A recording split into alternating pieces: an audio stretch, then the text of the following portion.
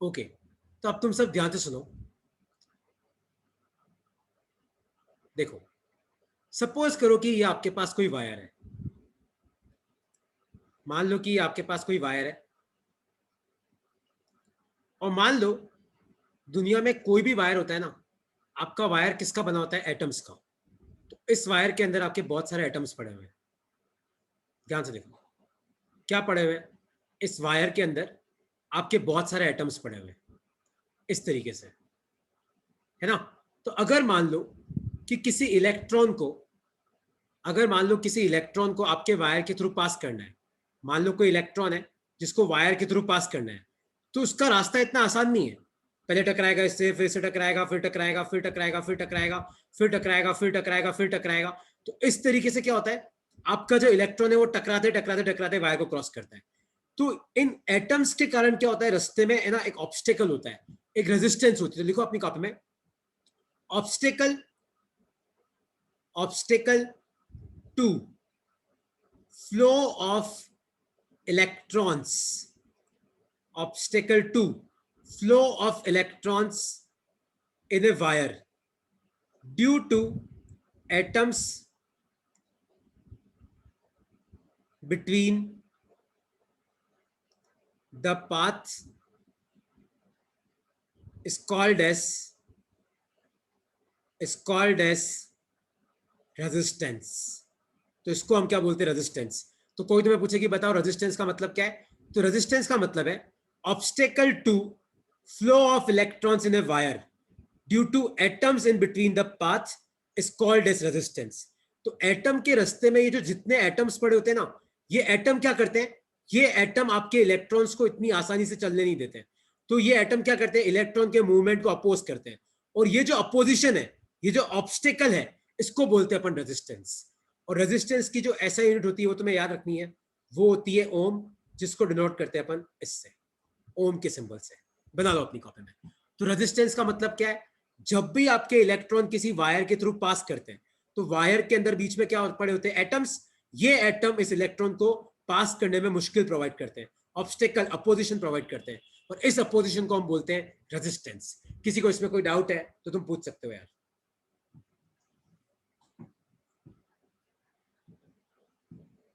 कोई डाउट है इसमें तो तुम पूछ सकते हो,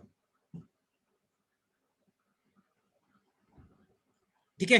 अब लिखो अपनी कॉपी में, factors, factors on which resistance depends. तो आपकी जो रेजिस्टेंस है वो कौन से फैक्टर्स पे डिपेंड करती है? देखो, अब तुम खुद मुझे बताओ कि सपोज करो कि ये एक वायर है और ये वायर की लेंथ कम है।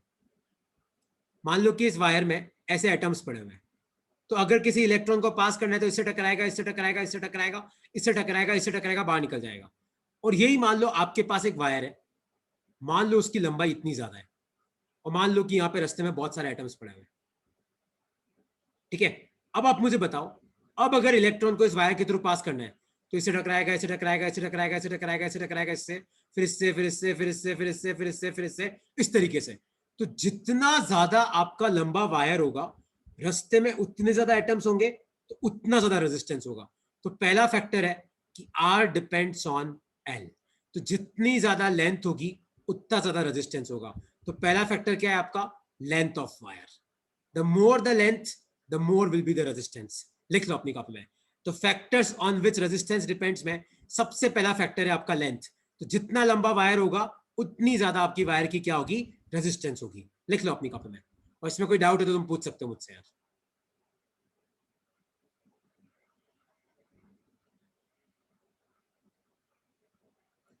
इसमें कोई डाउट है तो आप पूछ सकते हो कि R proportional to L Q है। जितना लंबा वायर होगा उतने रास्ते में एटम्स होंगे, जितने रास्ते में एटम्स होंगे इलेक्ट्रॉन को उतने एटम टकराना पड़ेगा, जितने एटम से टकराएगा उतना ज्यादा रेजिस्टेंस होगा। अब दूसरा फैक्टर, जैसे मान लो कि मैं तुम्हें बोलूं कि ये तीन मोटे मोटे आदमी हैं। क्या है? ये तीन मोटे मोटे आदमी हैं, सपोज करो तीनों मोटे। और मान लो कि ये एक वायर है जिसके थ्रू इनको पास करना है, और ये एक वायर है जिसके थ्रू इनको पास करना है, ठीक है, और तीनों मोटे और तीनों को एक साथ पास करना है, ये भी नहीं कि वेट करेंगे, तीनों को एक साथ पास करना है। तो आप मुझे बताओ कि इन दोनों में से कौन से वायर में पास करना आसान होगा?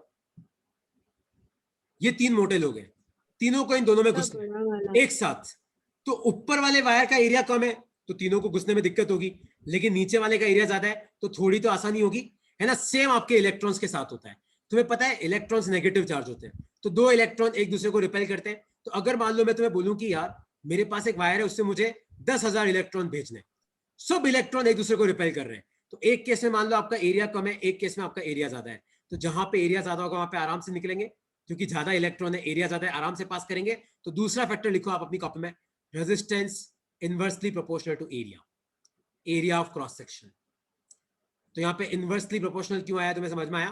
क्योंकि जितना ज्यादा एरिया होगा आपका रेजिस्टेंस उतना कम होगा, जितना ज्यादा लेंथ होगा आपका रेजिस्टेंस उतना ज्यादा होगा। लिख लो अपनी कॉपी में दोनों फैक्टर, लिख लो। तो रेजिस्टेंस एक डिपेंड करता है लेंथ पे, एक डिपेंड करता है एरिया पे। लिख लो अपनी कॉपी में।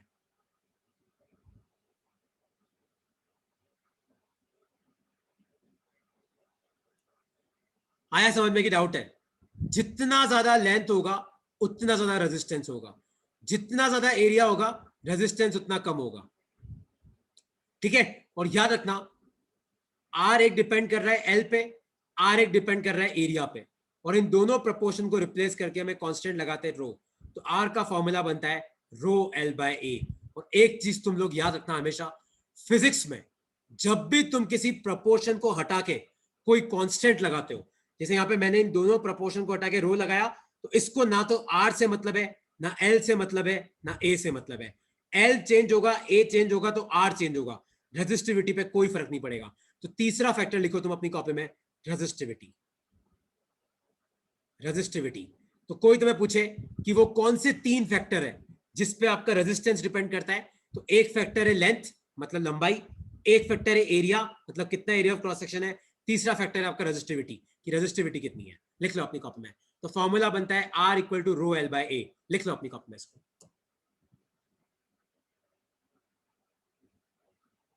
लिख लो। और इसमें कोई डाउट है तो तुम मुझसे पूछ सकते हो कि नहीं सर नहीं समझ में आया कि लेंथ एरिया और इन सब पे कैसे डिपेंड करता है। कोई भी डाउट है आप अपना, आप मुझे पूछ सकते हो, ठीक है। कोई डाउट है इसमें तो पूछो यार। तो अब तुम ध्यान से सुनो। तो आर इक्वल टू क्या बना, आर आया तुम्हारा R equal to rho L by A. Rho मतलब रेजिस्टिविटी, एल मतलब लेंथ, ए मतलब area, area of cross section, ठीक है।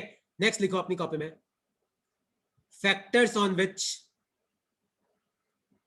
Factors on which resistivity depends. तो आपको ये बताना है कि भैया रेजिस्टेंस तो मुझे पता है, अब किस पे डिपेंड करती है, रेजिस्टिविटी पे, लेंथ पे और एरिया पे, पर रेजिस्टिविटी किस पे डिपेंड करती है? तो दो फैक्टर है, पहला टाइप ऑफ मटेरियल, कौन सा मटेरियल आप यूज कर रहे हो, एल्यूमिनियम यूज कर रहे हो कि आयरन यूज कर रहे हो कि लोहा यूज कर रहे हो, लकड़ी यूज कर रहे हो, और दूसरा टेम्परेचर, ठीक है। तो याद रखना अगर आपके मेटल्स हैं तो मेटल्स की रेजिस्टिविटी कम होती है, अगर आपके मान लो इंसुलेटर्स हैं तो इंसुलेटर्स की रेजिस्टिविटी ज्यादा होती है।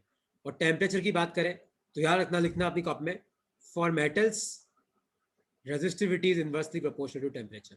तो टेम्परेचर मेटल्स के लिए, sorry, for metals resistivity is directly proportional to temperature. तो अगर तुम टेम्परेचर बढ़ाओगे तो रेजिस्टिविटी बढ़ेगी। लिख लो अपनी कॉपी में। तो कोई तुम्हें पूछेगी बताओ रेजिस्टिविटी किस पर डिपेंड करती है, तो आपको बोलना है भैया एक तो डिपेंड करती है कौन सा मटेरियल है। अगर मान लो लोहा है तो रेजिस्टिविटी कम होगी, लकड़ी है तो रेजिस्टिविटी ज्यादा होगी, क्योंकि लकड़ी करंट पास थोड़ी करने देती है और लोहा तो पास करने देता है। तो रेजिस्टिविटी एक डिपेंड करती है टाइप ऑफ मटेरियल पे, कौन सा मटेरियल है। तो जैसे मेटल्स है तो उनकी रेजिस्टिविटी कम होती है, इंसुलेटर्स है तो रेजिस्टिविटी ज्यादा होती है। एक डिपेंड करती है टेम्परेचर पे, तो मतलब जितना ज्यादा टेम्परेचर होगा आपकी रेजिस्टिविटी उतनी ज्यादा होगी। ये क्यों होगा ये तो मैं तुम्हें एक्सप्लेन करूंगा with the help of formula, पर एक बार लिख लो अपनी कॉपी में।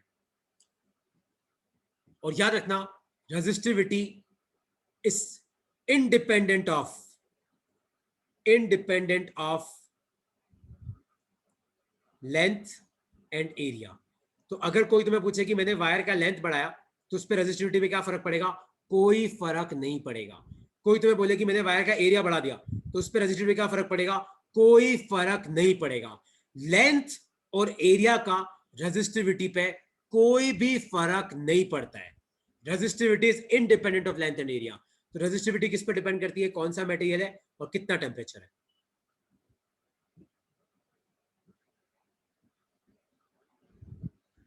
कोई डाउट है इसमें तो पूछ सकते हो तुम।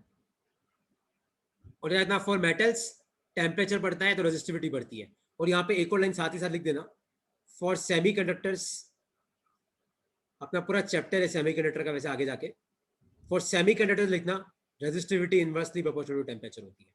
ठीक है, ये लाइन लिख लो अपनी कॉपी में। तो सेमीकंडक्टर में क्या होता है? टेम्परेचर बढ़ाने पे रेजिस्टिविटी घटती है। मेटल्स में क्या होता है? टेम्परेचर बढ़ाने पे रेजिस्टिविटी बढ़ती है। लिख लो अपनी कॉपी में।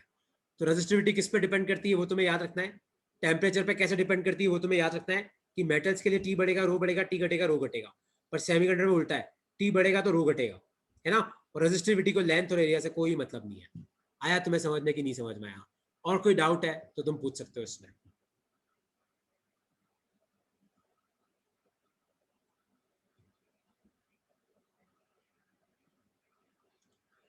ठीक है, तो एक क्वेश्चन तुम्हें करा रहा हूं मैं, तो क्वेश्चन लिखो अपनी कॉपी में सब।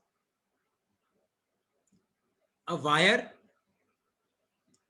Has resistance of R. तो एक वायर है जिसकी रेजिस्टेंस कितनी है? R. If length is doubled, मान लो कि मैंने लेंथ दुगनी कर दी। अब वायर रेजिस्टेंस आर और लिखना है and resistivity rho, and resistivity rho. If length is doubled then new resistance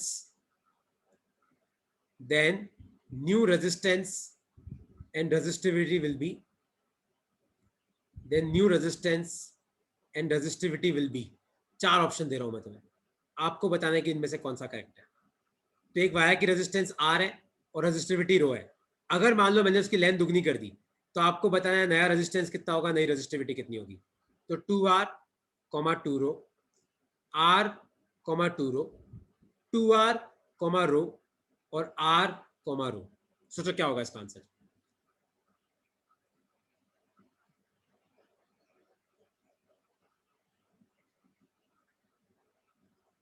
सोचो, एक वायर का रेजिस्टेंस R है और उसकी रेजिस्टिविटी रो है।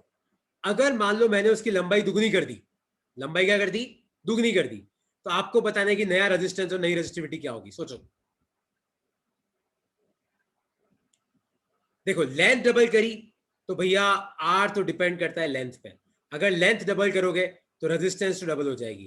तो या तो ये ऑप्शन होगा या ये ऑप्शन होगा। पर मैंने तुम्हें क्या सिखाया कि रेजिस्टिविटी को लेंथ से कोई मतलब नहीं है, तो रेजिस्टिविटी उतनी रहेगी। तो इसका आंसर क्या है? सी इसका आंसर है। आया तुम सबको समझ में कि नहीं समझ में आया?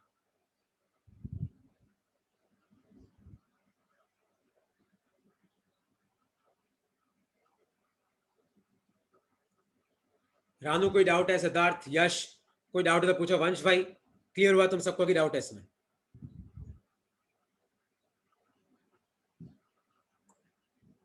ओके, आई होप सो कि तुम्हें कोई डाउट नहीं होगा। तो नेक्स्ट लिखो अपनी कॉपी में, वेरिएशन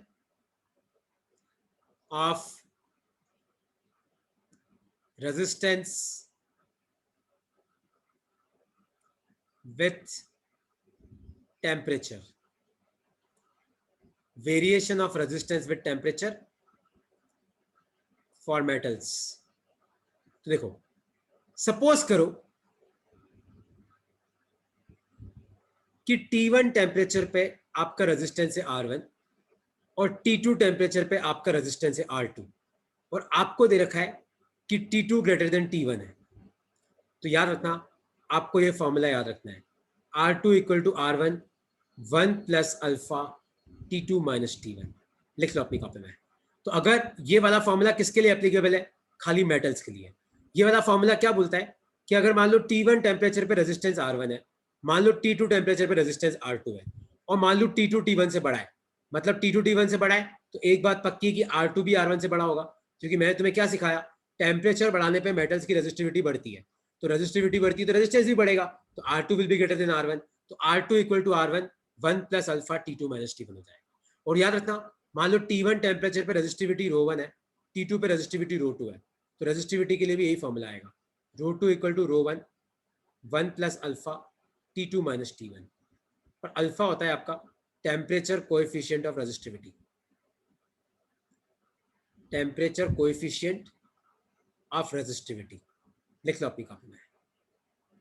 अल्फा होता है आपका टेम्परेचर कोएफिशिएंट, इसकी यूनिट होती है केल्विन इनवर्स, लिख लो अपनी कॉपी में इसको। फिर इसका अपन एक क्वेश्चन करते हैं, लिख लो। याद रखना ये वाला फॉर्मूला खाली मेटल्स के लिए ही एप्लीकेबल है, क्योंकि मेटल में टेम्परेचर बढ़ाने के साथ रेजिस्टेंस बढ़ती है और टेम्परेचर बढ़ने के साथ तुम्हें भी पता है रेजिस्टिविटी भी बढ़ेगी, है ना। तो लिख लो अपनी कॉपी में।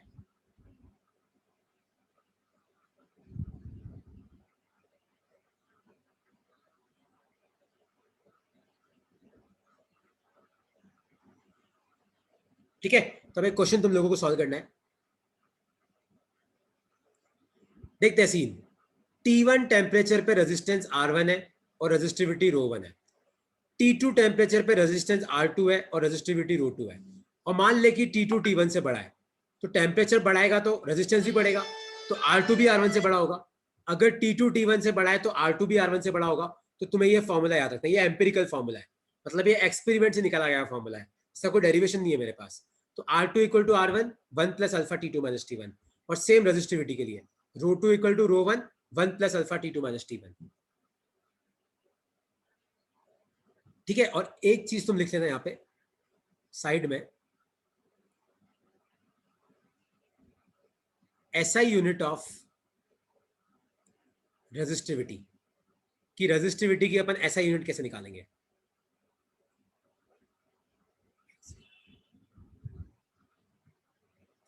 SI यूनिट ऑफ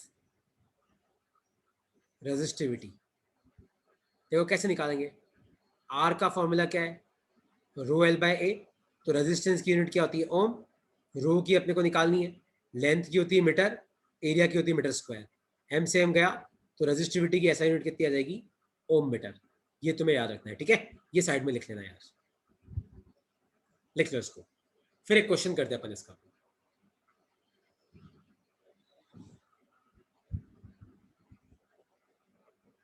चलो ठीक है, तो क्वेश्चन लिखो अपनी कॉपी में।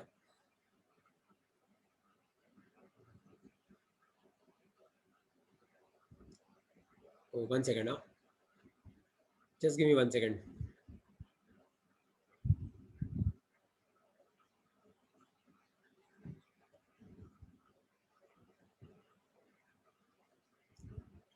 अच्छा, क्वेश्चन लिखो अपनी कॉपी में।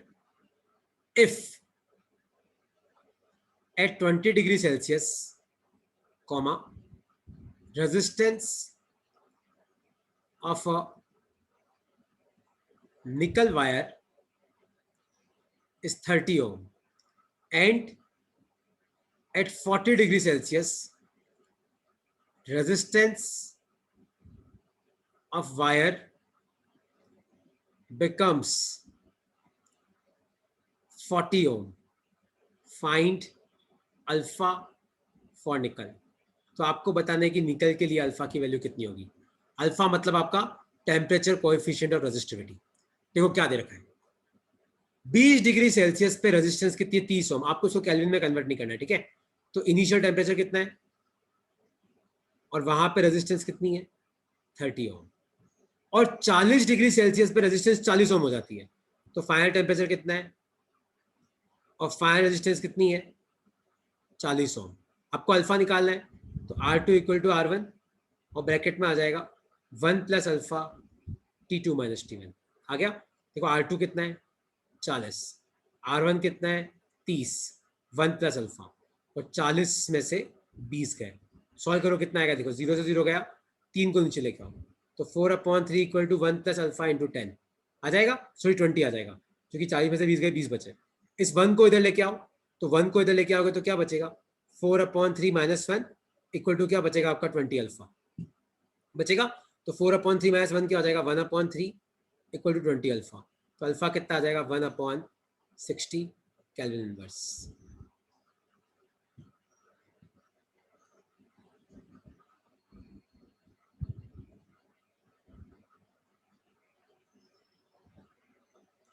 लिख लो, कोई डाउट है इसमें तो तुम पूछ सकते हो यार,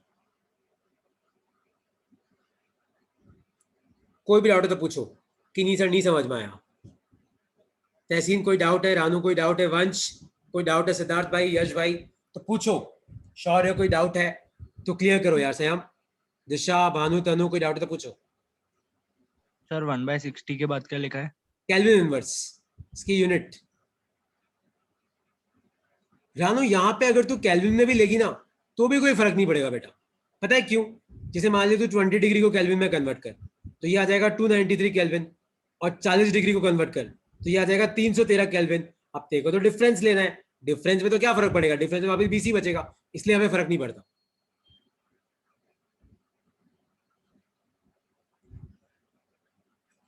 पूछो कोई डाउट है तो इसमें। और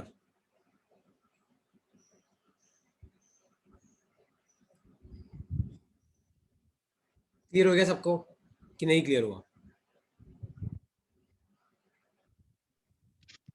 यस सर। अगर क्लियर हो गया तो नेक्स्ट लिखो, अपनी कॉपी में टॉपिक लिखो, ओम्स लॉ। तुम सब ने 10th क्लास में ओम्स लॉ पढ़ा होगा, लेकिन अब मैं तुम्हें ओम्स लॉ का रियल मीनिंग समझाता हूं। तो देखो ओम्स लॉ का रियल मीनिंग क्या है, देखो तुम सब ध्यान से देखना। सपोज करो कि यार ये कोई पेट्रोल पंप है, क्या है, पेट्रोल पंप, और मान लो कि यहां पे कोई पहाड़ियां हैं, और मान लो कि इन पहाड़ियों को क्रॉस करने के लिए 10 लीटर का पेट्रोल चाहिए, और मान लो कि पेट्रोल पंप के पास 30 लीटर का पेट्रोल है। तो आप मुझे बताओ कि मैक्सिमम कितने लोग पहाड़ियां क्रॉस कर सकते हैं, सोच सकते हो? पेट्रोल पंप के पास 30 लीटर पेट्रोल है और पहाड़ी क्रॉस करने के लिए 10 लीटर की आवश्यकता है। तो आप मुझे बताओ एटमैक्स कितने लोग निकल सकते हैं? 3 लोग निकल सकते हैं, कोई डाउट तो नहीं है? पक्का? अब मान लो कि मैं काम करता हूं, अपना पेट्रोल पंप का जो पावर है बढ़ा देता हूं। अब मान लो मेरे पास 50 लीटर पेट्रोल है, सेम पहाड़ियां वही है, ध्यान से देखो, पहाड़ियां वही है, मतलब क्रॉस करने के लिए 10 लीटर चाहिए।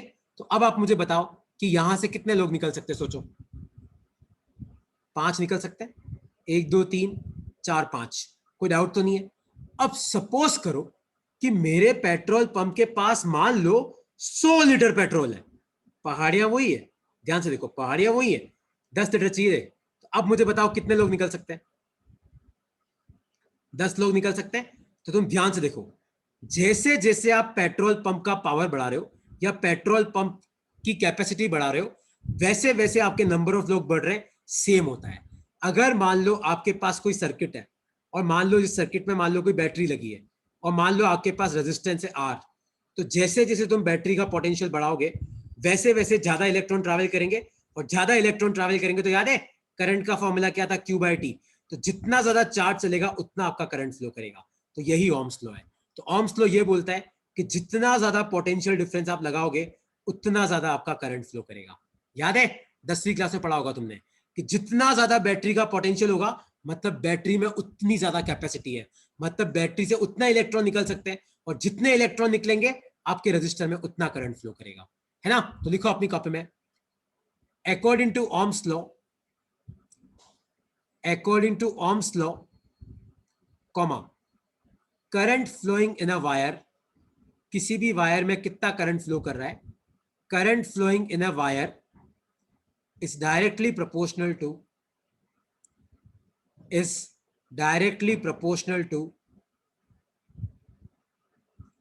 potential difference across wire, is directly proportional to potential difference across wire। तो किसी भी वायर में कितना करंट फ्लो कर रहा है वो किसके प्रोपोर्शनल होता है, पोटेंशियल डिफरेंस से, comma, keeping external factors such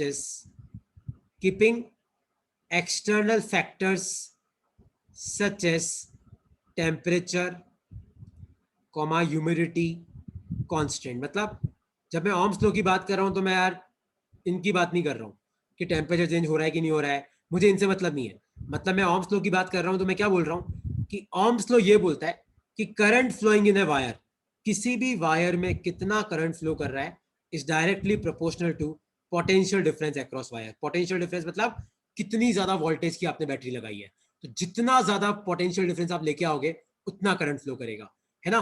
तो V डायरेक्टली तो अपन क्या लिख सकते हैं, I directly proportional to V। जितना ज्यादा पोटेंशियल डिफरेंस है उतना ज्यादा करंट है। इसको ऐसे भी लिख सकते हैं, V directly proportional to I, मतलब अगर बहुत ज्यादा करंट फ्लो कर रहा है, ओहो मतलब बहुत ज्यादा पोटेंशियल डिफरेंस है, और इस प्रोपोर्शन को रिप्लेस करो एक कांस्टेंट से, तो आपका फॉर्मूला बनता है V equal to I R. ये आपका ओम्स लॉ है। तो V equal to I R में V मतलब होता है आपका पोटेंशियल डिफरेंस, मतलब आपने कितना पोटेंशियल डिफरेंस लगाया। I मतलब होता है करंट, मतलब कितना करंट फ्लो कर रहा है, और R का मतलब होता है रेजिस्टेंस। लिख लो अपनी कॉपी में, लिख लो, ये आपका ओम्स लॉ है। सर फैक्टर्स के बाद क्या लिखा है? Keeping external factors such as temperature comma humidity constant.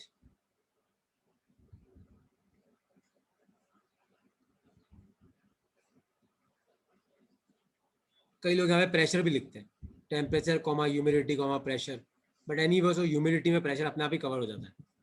Sir हाँ पूछो। Sir I directly proportional to V कैसे होगा? अगर अपन प्रोपोर्शनलिटी साइन हटाएंगे तो आर वी की तरफ लगेगा फिर।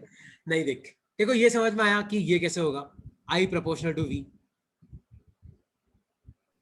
ये यस तो सर। देखो ऊपर जो लिखा है, बस मैंने उसको इक्वेशन में कन्वर्ट कर दिया कि करंट कितना फ्लो करेगा डिपेंड करता है पोटेंशियल डिफरेंस से। अब मैंने इसका वाइसा वर्सा लिया कि मान ले कि यार जिनल, मान ले कि किसी वायर में बहुत करंट फ्लो कर रहा है, मान ले, तो इसका मतलब क्या है, तो मुझे बता।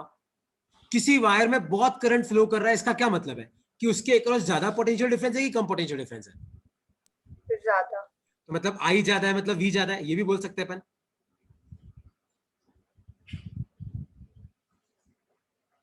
तो यहां पे प्रोपोर्शन को हटा के मैंने आर लगाया, क्योंकि तुम मुझे बोल रहे हो कि सर आपने ऊपर क्यों नहीं लगा दिया आर। तो देख मान ले कि मैं ऐसे करता कि आई प्रोपोर्शनल टू वी और मैं ऐसे लगा देता I equal to we are, तो देख ये तो अपने डाउट प्रोसेस को ही चैलेंज कर देता। तो इसका मतलब तो क्या है कि आर बढ़ेगा तो आई बढ़ेगा, क्या ऐसा हो सकता है क्या? आर बढ़ेगा तो आई घटना चाहिए ना, रेजिस्टेंस बढ़ेगा तो आई घटना चाहिए। तो इसलिए ये वाला फॉर्मूला नहीं होता, ये वाला फॉर्मूला है V equal to I R, क्योंकि यहाँ पे आई क्या आ जाएगा V अपॉन आर, और कंसेप्ट भी ये बोलता है कि अगर आर घटाओगे तो आई बढ़ेगा, आर बढ़ाओगे तो आई घटेगा, इसलिए अपन ये वाला फॉर्मूला लेते हैं। V equal to I R लिख लिया। कोई डाउट है इसमें तो पूछो यार।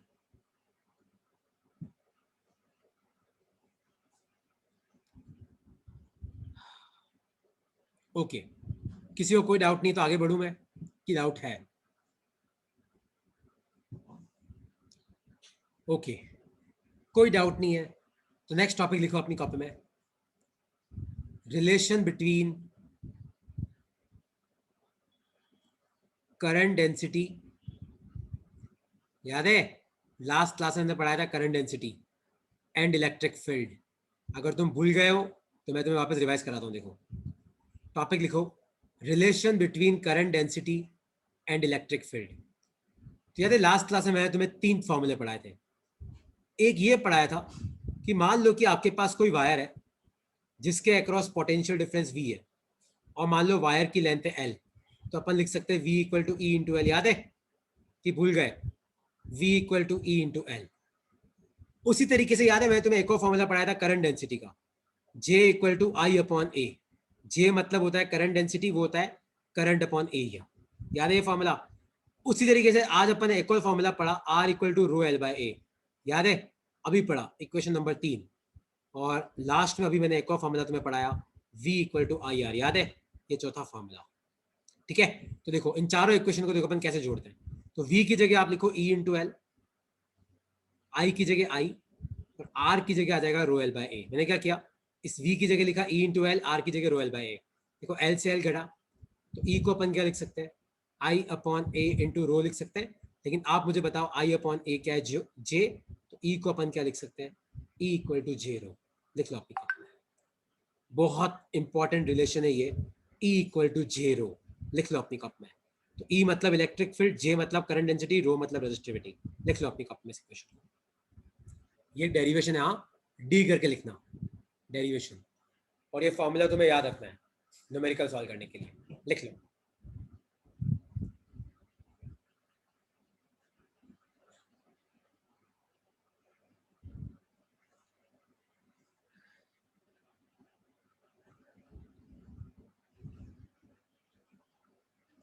लिख लिया? ये सारे फॉर्मूले ध्यान से देखो, क्योंकि अब एक क्वेश्चन तुम्हें सॉल्व करना है इन फॉर्मूलेस पे।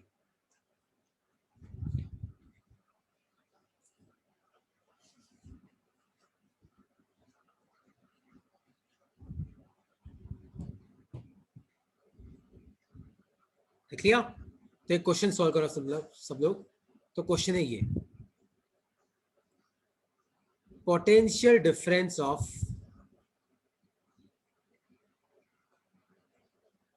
10 volt is applied across a wire of 20 ohm resistance। कितना? 20 ohm।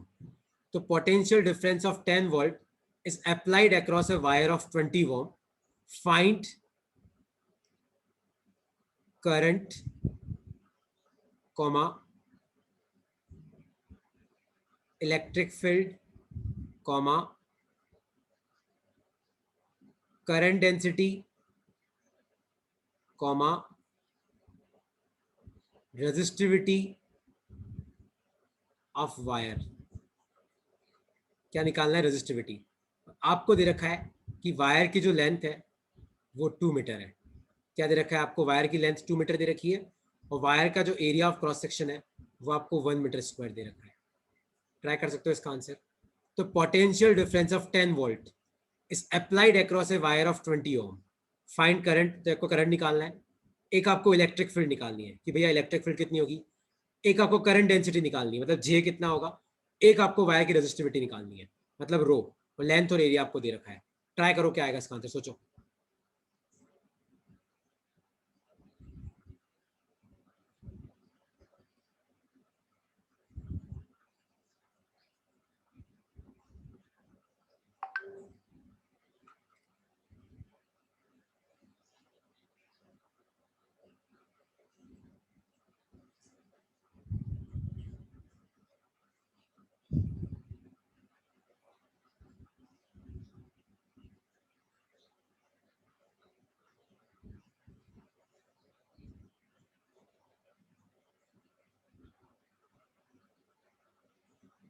क्या आएगा सोचो।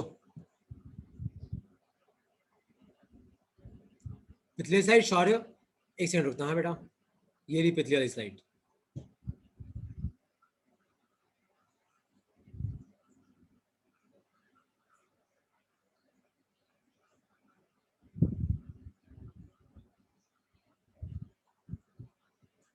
ये तो भेज दूंगा वैसे भी तुम्हें यार, है ना। सोचो क्या आएगा इसका आंसर। देखो V किसके बराबर है? IR के। 10 वोल्ट का पोटेंशियल डिफरेंस लगाया, रेजिस्टेंस कितनी? 20। तो करंट कितना आ जाएगा? Half ampere. आ गया? करंट आ गया। अब करंट डेंसिटी निकाल लेते हैं। तो करंट डेंसिटी क्या होता है? Current upon area. तो करंट कितना है? हाफ। एरिया कितना है? 1। तो ये जाएगा half ampere upon metre square. आ गया? अब अपन रेजिस्टिविटी निकाल लेते हैं। तो R इक्वल टू क्या होता है? रो एल बाय ए होता है। तो R कितना दे रखा है? 20। रेजिस्टिविटी नहीं पता। लेंथ कितनी है? 2। एरिया कितना है? 1। तो रेजिस्टिविटी कितनी आ जाएगी? 10 ओम मीटर, 10 ओम मीटर। आ गया? और E किसके बराबर होता है? E होता है आपके जेरो के बराबर होता है। E क्या है? जेरो। तो इलेक्ट्रिक फील्ड कितनी, ध्यान से देखो, तो निकालनी है। J कितना है आपका? हाफ। रो कितना है? 10। ये आ जाएगा आपका 5 न्यूटन पर कूलम। या वैसे भी निकाल सकते हो, V equal to E into L से, उससे भी ये आंसर आएगा। अब कोई डाउट है इस क्वेश्चन में तो तुम मुझसे पूछ सकते हो यार। ओम्स लॉ का एक ग्राफ और बनवा रहा हूं मैं तुम्हें, बस इसमें कोई डाउट है तो तुम मुझसे पूछ सकते हो।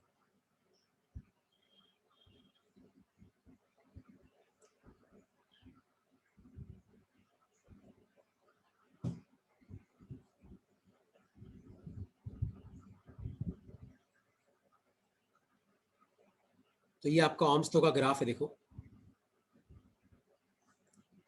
तो ये आपका V है, ये आपका I है। तो इसका ग्राफ ऐसे जाता है, ठीक है। और इसका जो स्लोप होता है ना, वो होता है आपका रेजिस्टेंस। स्लोप मतलब मान लो कि ये वाला एंगल थीटा है, तो R will be equal to 10 theta. ठीक है, लिख लो अपनी कॉपी में। स्लोप तुम्हें पता है ना, स्लोप क्या होता है? तो v इक्वल टू क्या है? I R. तो आई इक्वल तो आर क्या हो जाएगा तुम्हारा? v अपॉन आई हो जाएगा। तो ध्यान से देखो, यहाँ पे अगर मान लो मैं ऐसे ट्राइंगल बनाता हूँ, तो ये तो क्या हो जाएगा v, ये क्या हो जाएगा i। तो आप मुझे बताओ टेन थीटा क्या हो जाएगा? Perpendicular upon base v upon I, और v अपॉन आई क्या होता है? r। तो r क्या आ जाएगा तुम्हारा? Tan theta. लिख लो।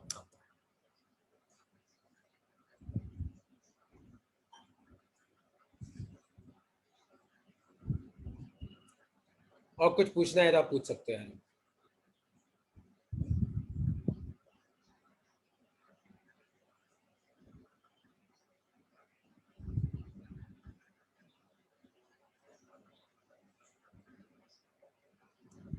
कोई भी डाउट है तो पूछ सकते हो आप।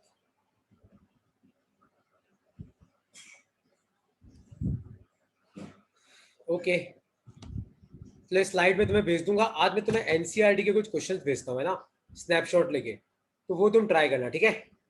और कुछ पूछना है तो पूछो।